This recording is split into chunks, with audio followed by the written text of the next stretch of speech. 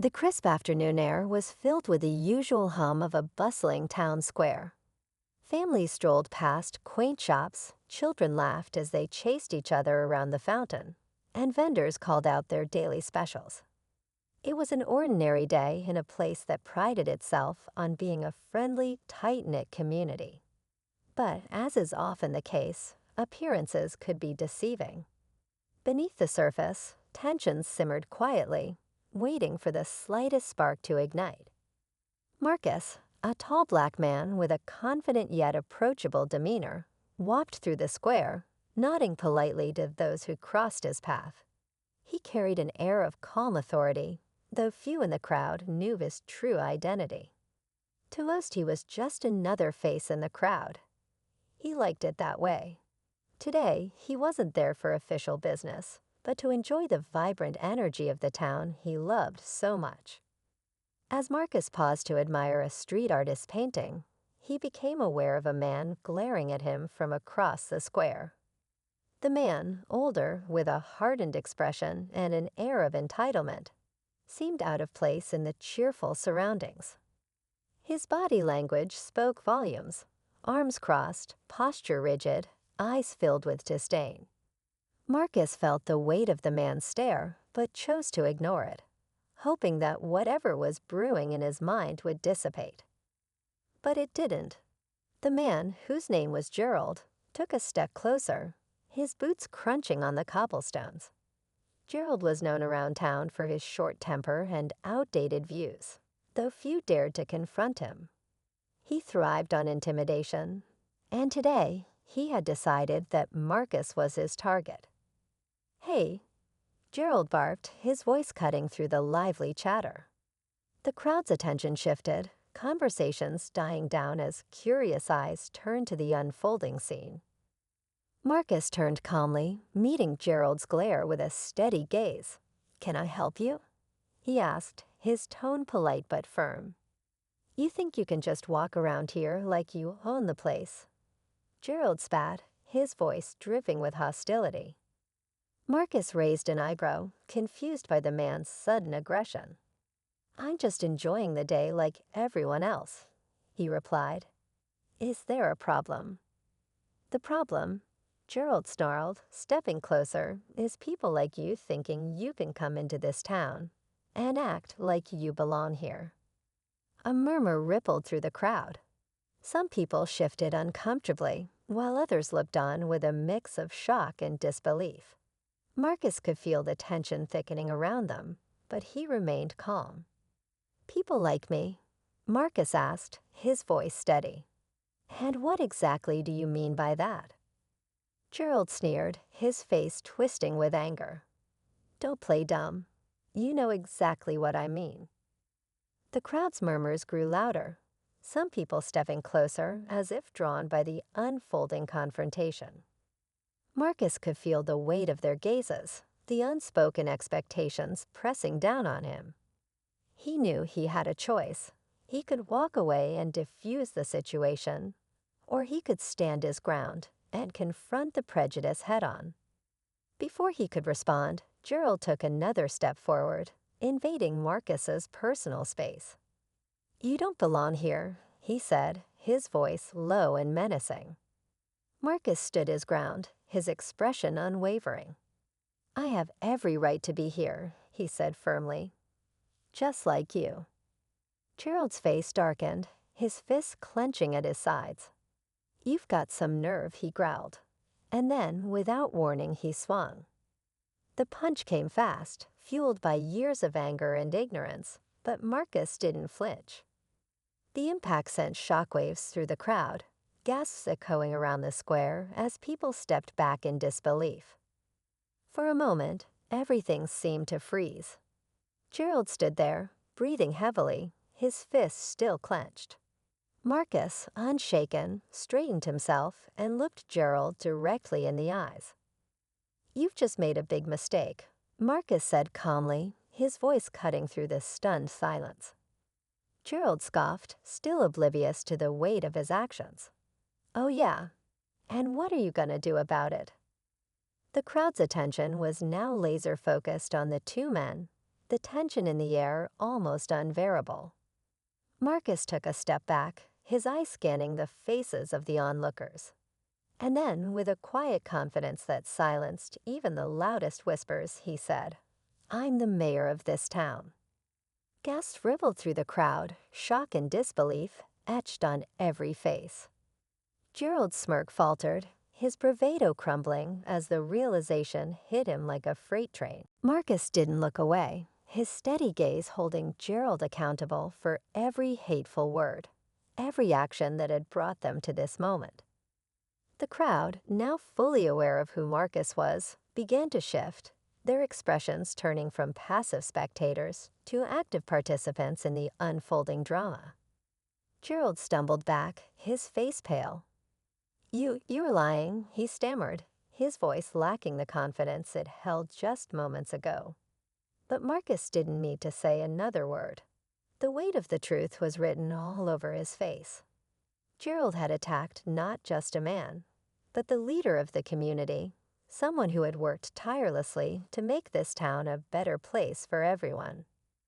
The crowd began to murmur again, this time with a different tone. The shock was giving way to anger, to indignation at Gerald's actions. Marcus could see it in their faces, the shift from bystanders to advocates. And he knew that this moment would define not just the day, but the future of the town.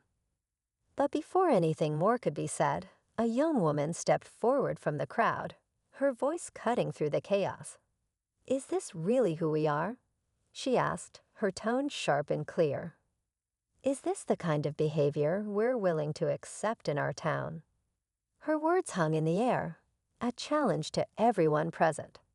Marcus felt a surge of hope, knowing that the fight against prejudice wasn't his alone.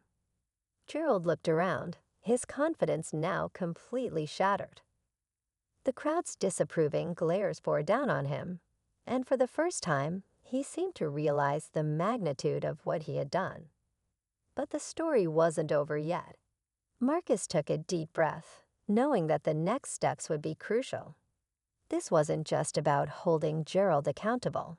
It was about addressing the deeper issues that had led to this moment, about finding a way to heal and move forward as a community.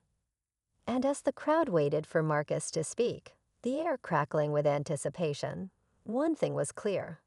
This was a turning point, not just for Gerald, but for everyone in the town. The question now was whether they would rise to the challenge or let the moment pass them by. The square was silent, save for the faint rustling of leaves in the cool breeze. Gerald stood frozen, his fists slowly unclenching as the gravity of his actions began to sink in. He glanced around, his defiance waning with every disapproving look he met. The murmurs of the crowd were no longer just whispers. They were the voices of a community awakening to the reality of what had just occurred. Marcus stood tall, his calm demeanor never wavering, though inside a storm brewed. This wasn't the first time he had encountered prejudice, nor would it likely be the last.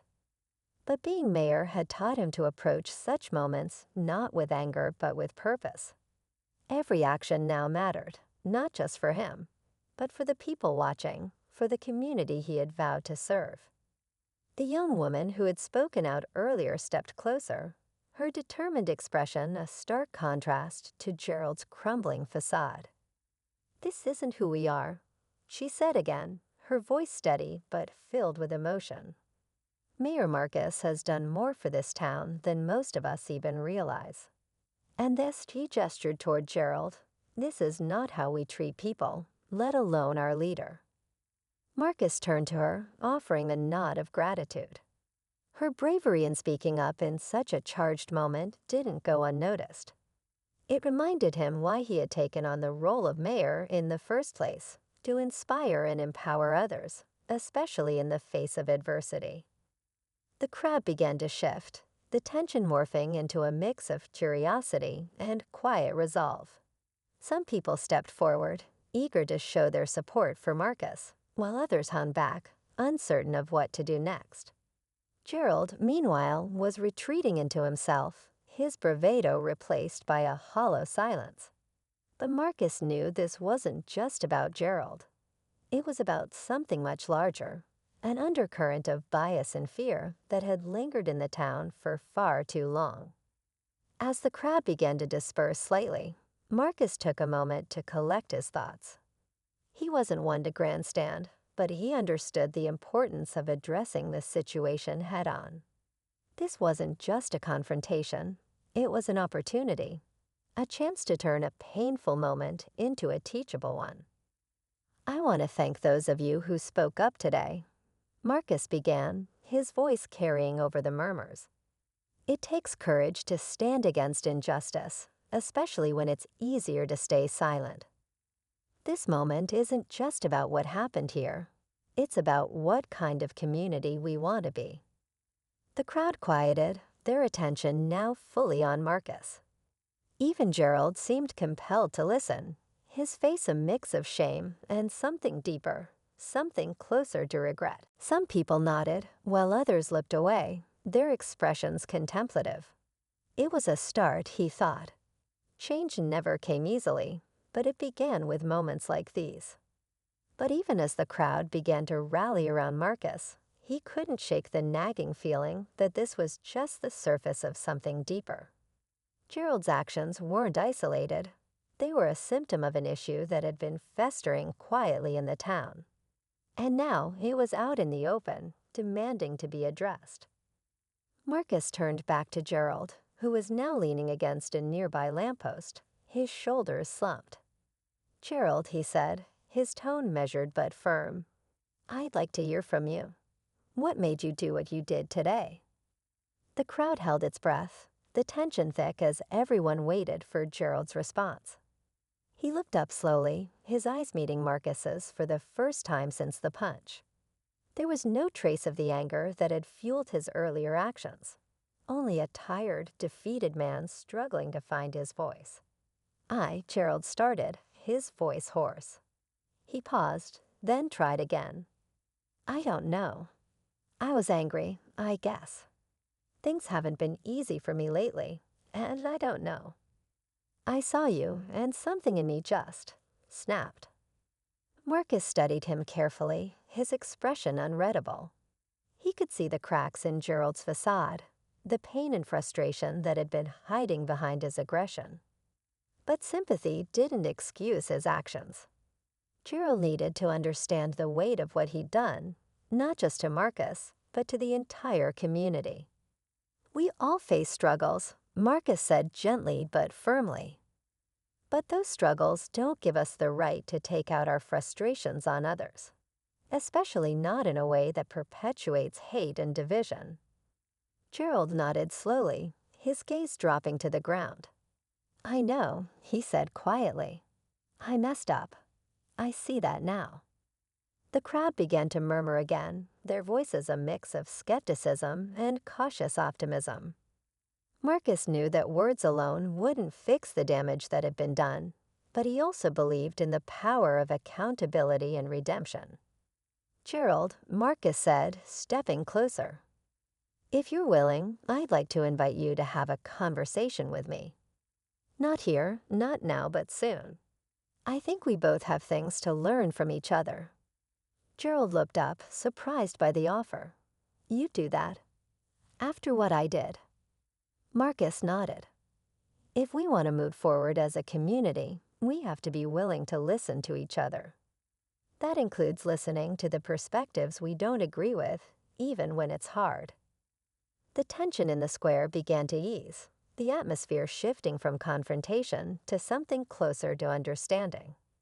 Marcus knew this was just the beginning of a much larger journey, but it was a step in the right direction. As the crowd began to disperse, people approached Marcus, offering their support and gratitude. Some shared their own stories of facing prejudice, while others simply thanked him for his leadership. The young woman who had spoken up earlier lingered, her expression thoughtful. "Mayor Marcus," she said softly, "what you did today, it was incredible. But it's not fair that you had to do it. It's not fair that you're always the one who has to prove something." Marcus smiled gently. "You're right. It's not fair. But change starts with those willing to take the first step. And today, it wasn't just me. It was all of us. The woman nodded, a spark of determination in her eyes. I want to help, she said. Whatever you need to make this town better, I'm in. Marcus felt a surge of hope. This was what he had been fighting for, not just to confront hate, but to inspire others to join him in building something better. Together, they could turn this moment into a movement. As the sun began to set over the square, Marcus looked around at the people he served, the town he loved. The road ahead wouldn't be easy, but he knew they had the strength to walk it together. And that, more than anything, gave him the courage to keep going.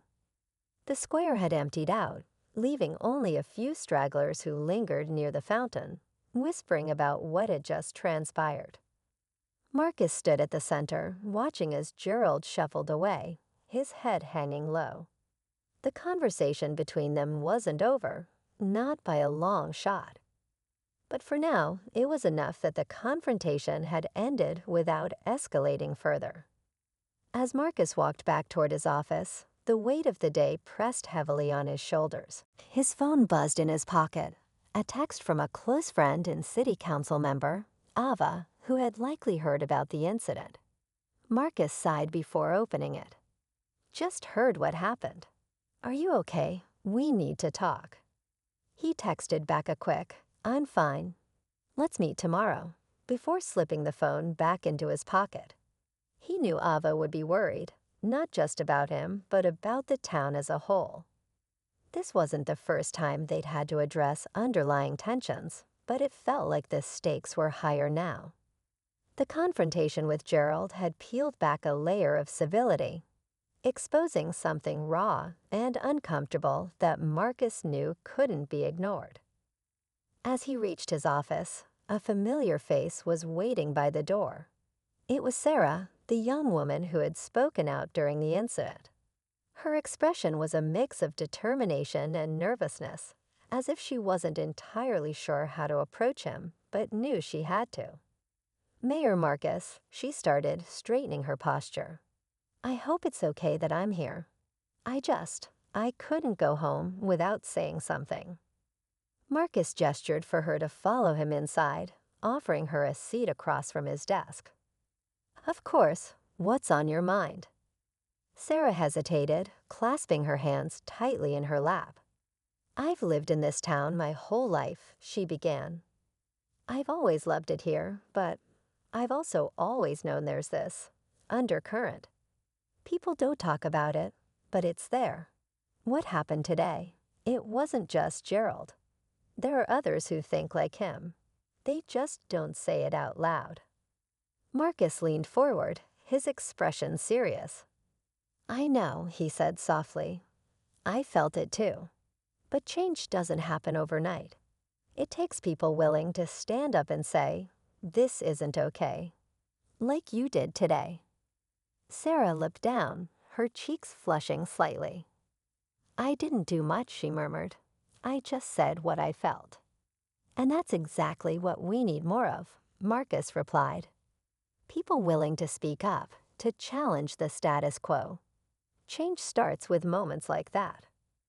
They talked for a while longer, discussing ways to bring the community together, to address the underlying biases that had been ignored for too long. By the time Sarah left, Marcus felt a renewed sense of purpose. He wasn't alone in this fight, and that made all the difference. But the challenges ahead were already beginning to take shape.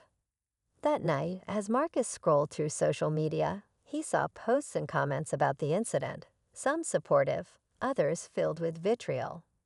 One comment in particular stood out. This is what happens when you let people like him run the town. It's only going to get worse. The words stung not because they were unexpected, but because they represented the very mindset he was trying to change. He knew he couldn't respond, couldn't let himself be dragged into an online battle. Instead, he saved the post, a reminder of the work that still needed to be done. The next day, Marcus called a meeting with Ava and a few other council members. They gathered in the small conference room at Town Hall, the mood somber but focused. "We can't ignore what happened yesterday," Marcus began. "It's not just about Gerald. It's about what he represents, the biases and prejudices that still exist in our community. We need to address this head-on." Ava nodded, her brow furrowed. "I've been hearing from a lot of people since yesterday. Some are supportive, but others, they're upset. They think you overstepped by confronting Gerald publicly." Marcus sighed. "I didn't confront him. He confronted me. All I did was stand my ground." "I know that," Ava said, "but perception is everything. We need to be strategic about how we handle this moving forward. If we're going to tackle these issues, we need the community on our side." The discussion continued, with ideas ranging from community forums to educational programs. But as they talked, Marcus couldn't shake the feeling that these efforts, while important, wouldn't be enough. The kind of change they needed went deeper than policies or events. It required a shift in mindset, in the very fabric of the town's culture. Meanwhile, Gerald was facing his own reckoning. News of the incident had spread quickly, and his name was now on everyone's lips. Some defended him, claiming he'd been pushed to his breaking point, while others condemned his actions outright. For the first time in his life, Gerald felt truly isolated, his usual supporters hesitant to be associated with him after such a public disgrace. Sitting alone in his dimly lit living room, Gerald replayed the events in his mind. He couldn't deny the wrongness of what he'd done, but admitting that out loud felt impossible. His pride wouldn't let him. But deep down, he knew he couldn't avoid Marcus's invitation forever. Days passed, and the tension in the town remained palpable. Marcus threw himself into his work, organizing the first of many community meetings to address the incident and the broader issues it represented. The turnout was better than he'd expected. People from all walks of life came, some eager to contribute, others simply curious about what would be said. As Marcus stood at the podium, he felt the weight of their expectations. He spoke honestly, sharing his experiences as a Black man in a predominantly white town, the challenges he'd faced, and his hopes for a more inclusive future. But the real turning point came when Gerald walked through the doors. His presence sent a ripple through the crowd, murmurs and whispers breaking out as people noticed him. Marcus paused, meeting Gerald's gaze across the room. He wasn't sure what had brought him there, but he knew this was a moment that could change everything. Gerald didn't say anything, just found a seat in the back and listened. For the first time, he allowed himself to hear Marcus's story, to see him not as an adversary, but as a person. And though the walls he built around himself didn't crumble entirely, cracks began to form. As the meeting ended, Marcus approached Gerald, extending a hand. Gerald hesitated, then took it. It was a small gesture, but in that moment, it felt monumental. The road ahead was still long, the challenges daunting. But for the first time, Marcus felt that change wasn't just a distant dream. It was a possibility, a glimmer of hope in a town ready to face its truths. And though the conflict was far from resolved, the steps they were taking together felt like the beginning of something new.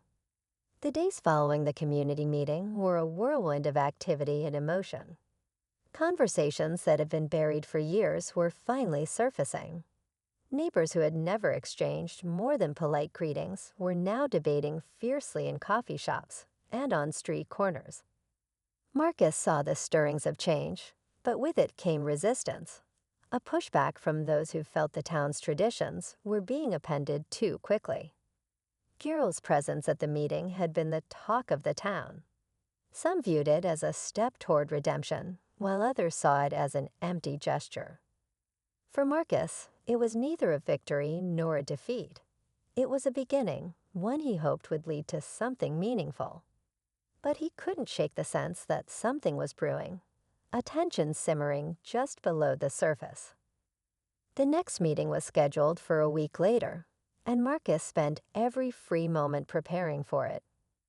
He wanted this one to go deeper, to address the structural issues that allowed prejudice to fester. He reached out to local leaders, activists, and even a few hesitant business owners, trying to rally as much support as possible. But every phone call, every meeting came with its share of challenges. Some people were enthusiastic, others indifferent, and a few outright hostile. Gerald, meanwhile, was wrestling with his own inner turmoil. He had avoided Marcus since the meeting, unsure of how to face him or himself. The town's reaction to his actions had left him feeling exposed, vulnerable in a way he'd never experienced before. For the first time, he was forced to confront the consequences of his words and actions, and it wasn't a comfortable process. Late one night, Gerald found himself at the edge of town, staring out at the darkened fields that had once been his refuge. He thought about his father, a man who had always preached the importance of standing tall and never showing weakness. But now Gerald wondered if that advice had done more harm than good. Was it strength to admit you were wrong? To face the people you had hurt? Or was it just another form of weakness, one that would only make him a target? His thoughts were interrupted by the sound of footsteps behind him. He turned to see Sarah, the young woman who had stood up to him that day in the square. She looked surprised to see him, but didn't turn away. "Didn't expect to find anyone else out here," she said, her voice calm but cautious. Gerald shrugged, needed some air. "Guess you did too." Sarah nodded, hesitating before stepping closer. "You've been quiet since the meeting," she said. "People are starting to wonder if you're just waiting for this to blow over." Gerald frowned, the words stinging more than he cared to admit. "I'm not waiting for anything," he said defensively. "I'm trying to figure out what to do next." Sarah studied him for a moment, then said, maybe start by listening. Really listening. Not just to Marcus, but to everyone who's been trying to make this town better. Gerald didn't respond immediately. Instead, he looked back out at the fields, the weight of her words settling over him. "It's not easy," he admitted. "Admitting you were wrong. Changing." "No, it's not," Sarah agreed. "But that doesn't mean it's not worth doing." The conversation stuck with Gerald long after Sarah left.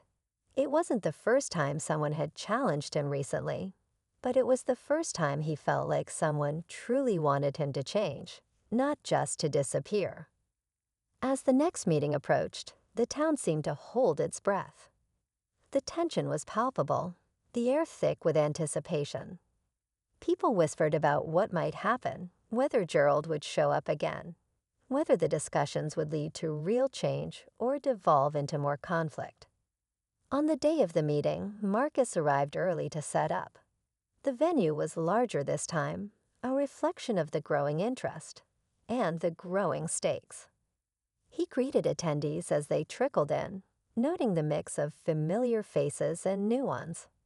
Among them was Gerald, who lingered near the back, his posture tense but determined. The room buzzed with energy as the meeting began. Marcus opened with a call for honesty and respect, urging everyone to share their thoughts openly but constructively. The discussions started slowly, but as people grew more comfortable, the room came alive with stories, frustrations, and ideas. It was during one of these discussions that a man in the audience stood up, his voice cutting through the din. "Why are we even doing this?" he asked, his tone sharp. "This town's been fine for decades. Why are we suddenly trying to change everything?" The question hung in the air, and Marcus could feel the room teetering on the edge. Before he could respond, Gerald stood up. His voice was steady but strained as he said, "Because it hasn't been fine. Not for everyone." The room fell silent, all eyes on Gerald. He shifted uncomfortably but pressed on. I used to think it was fine too. I didn't see the problems because they didn't affect me. But that doesn't mean they weren't there. His words seemed to ripple through the crowd, their impact visible in the faces of those listening. Marcus watched as Gerald continued, his voice growing stronger. I messed up. I hurt people. But I'm here because I want to do better. I need to do better. The tension in the room reached its peak, the weight of Gerald's admission hanging heavily over everyone. For a moment, it seemed like the room might break, into applause, into argument, into something none of them could predict. The conflict that had been simmering for weeks was finally boiling over, and the resolution, whatever it would be, felt closer than ever. The silence in the room after Gerald's words was deafening, each person processing what they'd just heard. Marcus could see the flickers of surprise, doubt, and even grudging respect in the audience. Gerald had taken a step few expected, but the road ahead was still uncertain. As Marcus began to respond, thanking Gerald for his honesty, a commotion erupted near the entrance of the hall. A group of individuals entered, their demeanor tense and their expressions guarded. Among them was a man named Henry, a longtime town resident known for his outspoken resistance to change. Henry had avoided the meetings until now, preferring to air his grievances in private circles and on social media. But tonight, he had decided to make his presence known, and he wasn't alone. The group he brought with him shared his skepticism and frustration, their body language making it clear they weren't there to listen quietly. Henry's voice cut through the stillness. "So this is what it's come to," he said, his tone dripping with disdain. "We're sitting here pretending that everything wrong with this town is our fault, that we need to bend over backward to fix something that isn't even broken." Murmurs rippled through the crowd, some in agreement, others in protest. Marcus felt the tension spike, his pulse quickening as he tried to gauge the room. He stepped forward, his voice calm but firm. "Henry, this meeting is about finding solutions, not assigning blame. If you have something constructive to add, we're here to listen." Her voice was steady, but her eyes blazed with determination. Maybe it's about accountability. About making sure that everyone in this town feels seen and heard, not just the ones who've always had the loudest voices. Henry turned toward her, his expression a mixture of surprise and irritation. "And what exactly do you think that's going to accomplish? You think a few meetings and some nice words are going to fix everything?" "No," Sarah shot back. "But it's a start, and it's better than doing nothing." The exchange reignited the crowd, voices rising as people began to argue back and forth. Marcus tried to regain control, but the energy in the room had shifted. What had started as a productive conversation was now teetering on the edge of chaos. And then the twist no one saw coming unfolded. A young man, barely in his 20s, stood up from the back of the room. His name was Jason, and though he was known to some in the town, he had always been quiet, keeping to himself. Tonight, however, his face was pale, his hands trembling as he held up a folder. "I wasn't going to say anything," Jason began, his voice shaky but resolute. "But I can't just sit here and listen to all of this anymore. There's something everyone needs to know." The room fell silent again, all eyes on Jason. He hesitated, then opened the folder, pulling out a stack of papers. "I work part-time at the archives office," he said. "A few weeks ago, I found something about Gerald." The mention of Gerald's name sent a wave of unease through the crowd. Gerald himself stiffened, his brow furrowing in confusion. Jason took a deep breath and continued. "These are letters," he said, holding up the papers. "Old letters that Gerald's father wrote when he was in charge of the local planning board. They're about decisions made decades ago, decisions that shaped the way this town looks today. Decisions that were made to keep certain people out." The room erupted, gasps and murmurs breaking out as Jason handed the letters to Marcus. Marcus. Gerald's face went pale, his hands clenching into fists at his sides. "I didn't know about this," he said, his voice barely above a whisper. Marcus scanned the documents quickly, his stomach sinking as he read the damning words. The letters detailed a series of discriminatory practices, subtle but undeniable, that had been implemented under the guise of maintaining the town's character. Policies that had marginalized Black families and other minority groups, pushing them to the edges of the community or keeping them out entirely. Henry seized on the moment, his voice booming. "So now we're blaming people for what their parents did. Is that what this is about?" "No one's blaming Gerald for this," Marcus said, his voice firm despite the weight of the revelation. "But we can't ignore the impact these decisions had, and still have, on our community." The crowd was in an uproar, the tension in the room reaching a fever pitch. Gerald looked like he wanted to disappear, his earlier courage all but gone. And amidst the chaos, Marcus knew that this was the moment everything would hinge on, the moment that would determine whether the town could face its past or be consumed by it. The room buzzed with tension, voices overlapping as accusations and defenses flew in every direction. Marcus raised his hands, calling for order, but the charged atmosphere made it difficult for anyone to listen. Gerald stood frozen, his face a mask of shock and shame as Jason's revelations hung in the air. Sarah glanced around, her own anger mingled with disappointment as she struggled to process the depth of what had been uncovered. Finally, Marcus' voice broke through the noise, calm yet commanding. "Everyone, enough. We are not here to destroy one another. We're here to confront the truth, no matter how painful it may be. And that includes owning up to the consequences of our history." The crowd quieted somewhat, though the tension still simmered beneath the surface. Marcus turned to Gerald, meeting his eyes. "Gerald, this is a chance for you to decide what kind of man you want to be. Not because of your father's actions, but because of what you choose to do next. What will you say?" Gerald's mouth opened, but no words came out. He looked around the room, his gaze landing on Sarah, then Jason, and finally Marcus. He saw not just judgment but expectation, a fragile hope that he might rise to the occasion. Swallowing hard, he stepped forward. "I didn't know about these letters," Gerald began, his voice unsteady but growing stronger. "But that doesn't change the fact that my family played a role in something that hurt people who deserved better. I can't undo what was done, but I can own it. And I can make sure that moving forward, I'm part of the solution, not the problem." His words sparked murmurs in the crowd, some skeptical, others grudgingly impressed.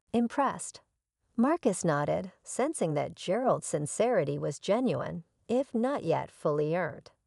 But before he could respond, Jason, who had been standing silently by the wall, stepped forward again, his expression troubled. "There's more," Jason said, his voice low but insistent. "Something I didn't say before. One of these letters wasn't written by Gerald's father. It was written by someone else on the board. Someone who's still in town." The room froze. The idea that a living member of the old planning board had knowingly enforced discriminatory policies added a fresh layer of shock to an already volatile situation. Marcus felt a chill run down his spine as he realized the implications. "Who?" he asked, his voice barely audible. Jason hesitated, glancing at the paper in his hand. Then he looked up, his gaze landing on Henry. "It was you," Jason said, his voice trembling. "Your name's on this." Gasps rippled through the crowd. Henry's face darkened, his defiance giving way to a momentary flash of fear before he recovered. "That's ridiculous," he snapped, his voice loud and defensive. "I was barely involved in any of that. If my name's there, it's because someone needed a signature. Jason didn't back down. Your letter outlines the policies in detail. You didn't just sign them, you helped create them. The crowd erupted again, but this time the energy was different. Many turned their focus to Henry, their earlier anger at Gerald now redirected. Henry's allies shifted uneasily, some stepping away from him, unwilling to be associated with what was unfolding. Marcus, sensing the need for control, raised his voice once more. This isn't about pointing fingers or tearing people down, Marcus said, his tone firm. It's about accountability and finding a way forward. If we're going to heal as a community, we need transparency. That includes you, Henry. Henry's face twisted with frustration, but he said nothing. The weight of the moment pressed on him, and for the first time, he looked unsure of himself. Gerald, standing nearby, took a step toward him. I know how hard it is to admit when you've been wrong, Gerald said, his voice quiet but steady. But if I can do it, so can you. The room fell silent, every eye on Henry as he wrestled with his decision. Finally, he exhaled sharply, his shoulders slumping. Fine, he muttered. I was part of it. I thought I was doing what was best for the town, but looking back, I see now that it was wrong. And I'm sorry. The admission, though begrudging, felt like a release. The crowd seemed to exhale collectively, the air clearing just a little. Marcus stepped forward, his voice calm but resolute. This is just the beginning, he said. We have a lot of work to do. But tonight, we've taken an important step. Not because we've solved everything, but because we've chosen to face the truth. As the meeting came to a close, people lingered, talking in quieter tones. Gerald approached Jason, offering a handshake. Thanks for speaking up, he said. Jason hesitated, then took his hand. Thanks for listening, he replied. Outside the hall, Marcus looked up at the night sky, feeling a cautious sense of hope. The journey ahead would be long and difficult, but for the first time, it felt possible. Behind him, the town began to disperse, its people carrying with them the weight of the past and the possibility of a better future. The days following the town meeting were a whirlwind of reflection and action. The revelations had left everyone in the community grappling with uncomfortable truths, but it had also sparked something rare, a genuine desire to change. People who had never spoken to one another before were now engaging in conversations about the past, about accountability, and about what kind of town they wanted to build for the future. Gerald, true to his word, took a leading role in this transformation. He resigned from his real estate position to focus on community projects aimed at undoing the damage caused by discriminatory policies. His first initiative was to create an advisory board that included people from every corner of the community, ensuring that every voice had a chance to be heard. Gerald wasn't trying to erase his family's legacy, but rather to reshape it into something that could stand for inclusion and progress. Henry's journey was less public, but no less significant. After the meeting, he had withdrawn from the spotlight, struggling to come to terms with the weight of his admission. It wasn't until Sarah reached out to him, urging him to join one of the newly formed committees, that he began to reemerge. Though met with skepticism at first, Henry slowly began to rebuild trust by working quietly and consistently, demonstrating that he was committed to making amends. Jason, the quiet archivist who had unearthed the letters, found himself in an unfamiliar position at the center of attention. Many people approached him to thank him for his courage, while others questioned his motives. Jason, though initially overwhelmed, used his newfound platform to advocate for transparency in all areas of local government. His efforts led to the creation of an online archive where residents could access historical records and learn about the town's complex history. Sarah, who had always been vocal about equity and fairness, found her role expanding in unexpected ways. She became a bridge between the older and younger generations, facilitating discussions that helped the town move forward without forgetting the lessons of the past. Her ability to connect with people on a personal level made her a natural leader, and it wasn't long before she was asked to run for a seat on the town council. Marcus continued to guide the community with the steady leadership he had always shown. He organized workshops and forums where residents could share their experiences and ideas for change. He also spearheaded an initiative to rename certain streets and landmarks that had ties to the town's discriminatory history, a symbolic but powerful step toward healing.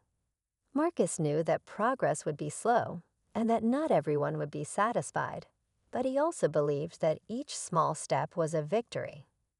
The town itself began to transform. Spaces that had once been divided by invisible but deeply felt lines started to blend. New businesses opened, owned by a more diverse group of entrepreneurs who brought fresh energy and ideas. Schools incorporated lessons about the town's history into their curriculum, ensuring that future generations would understand both the mistakes and the strides of those who came before them. One of the most touching moments came several months after the meeting when the community gathered for a festival celebrating the town's diversity. It was Gerald's idea, but it had quickly become a group effort, with contributions from residents of all backgrounds. The festival featured music, food, and stories from the various cultures that made up the town. It was a vivid reminder of what they had been missing and a celebration of what they could achieve together. During the festival, Gerald took the stage to address the crowd. His voice was steady, but there was an unmistakable emotion in his words. He spoke about his journey, about the guilt he had carried and the lessons he had learned. He thanked the community for holding him accountable and for giving him a chance to prove himself. And then, in a move that surprised everyone, he invited Jason and Henry to join him on stage. Together, they symbolized the different paths people could take toward redemption and growth. The festival ended with a collective moment of silence, a chance for everyone to reflect on how far they had come and how much further they had to go. As the sun set and the crowd began to disperse, there was a palpable sense of hope in the air, a feeling that, despite the challenges, they were on the right path. In the weeks and months that followed, the town continued to evolve. There were setbacks and disagreements, of course, but the foundation of trust and mutual respect that had been laid made it easier to navigate those challenges. The lessons learned from the meeting and its aftermath became a part of the town's fabric, shaping decisions and guiding its growth. For Marcus, Sarah, Jason, Gerald, and even Henry, the journey was deeply personal. Each of them had been changed by the events, their perspectives widened, and their priorities reshaped. They had all learned that progress wasn't about erasing the past, but about confronting it with honesty and courage. It was about taking responsibility, even when it was uncomfortable, and about choosing to move forward together, no matter how difficult that path might be. As the town settled into its new rhythm, there was a sense of quiet pride among its residents. They had faced something painful and divisive, but they had come out stronger on the other side. Their story became an example for other communities, a testament to what could be achieved when people were willing to listen, to learn, and to change. In the end, the town wasn't perfect, no place ever is, but it was better. And that, everyone agreed, was something worth celebrating.